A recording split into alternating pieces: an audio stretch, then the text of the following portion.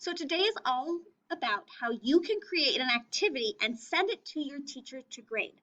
This is really good for if you have targets that are missing that you can make up. Remember, you can find what targets you need to make up by clicking here in the My Graduation tab or clicking here in the target browser. To create an activity, you're going to click on this button that says Create an Activity. When you click on this button, it's going to take you into the same view that your teachers see when they make an activity for you. You need to make sure that you call it something and be really specific. If your teacher has one of these from every single student in your class, it's going to get really confusing really quickly. So let's say I'm a fourth grader and I am learning about angles on polygons.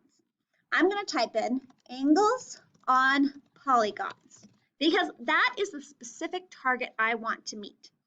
I'm going to come down here to my target and I'm going to click. And I'm going to find, okay, geometric figures 2D, that's my polygons, and my angles. You might have one proficiency scale, you might have two, you might have three. The smaller you keep it though, the easier will be for you to come up with the activity that meets it and for your teacher to grade. In this case, I'm going to have these two. I'm going to hit save and close.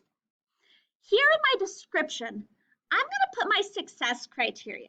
So for angles on polygons in fourth grade, I know I need to classify two-dimensional figures according to their angles. And then for my angles, I need to identify and draw the measurement. So I know I need shapes in there for polygons and I need to measure my angles. So I'm going to say I will create a polygon puzzle where people will color in the puzzle using my clues. This means that I will have at least 10 different polygons. I will have acute, obtuse, and right angles. My clues will require the person to measure angles. They will have to they will have to know, notice, not a perfect product, I have to go back and change things. They will have to know the names of the different polygons. Okay, so that'll help me get some of this and some of this in there.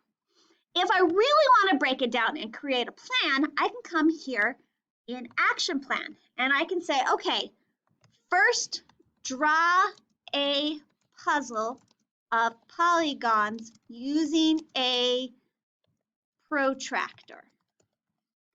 And I can add steps. This is really optional when you're making it for your teacher. This is more for you. You have to put something here in your description.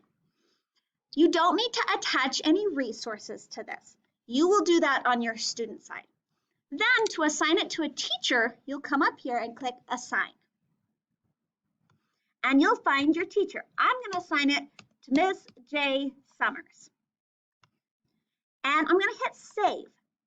And now you can see activity has been successfully assigned to the teacher J. Summers Jamie. When I press OK and exit out of here and go back, you can now see on my screen, I have a new group called Default Group. You can see a picture of Miss J. Summers. And when I click plus, here is my activity. Here, angles on polygons. When I click on it, here is what I've said I'm going to do. Just like on the activities my teacher sends me, I will be able to type stuff. I can upload, I can draw, I can link, I can put a Google Doc to turn in my work. Then, just like I do, I'd save and turn in, it'll go in my locker, and it'll get sent to my teacher. Then my teacher will be able to take and see, okay, how well did they meet their success criteria that they set up here, and does it match these proficiency scales? Can I give them credit for it? This is how you take and make an activity and assign it to your teacher. Happy learning!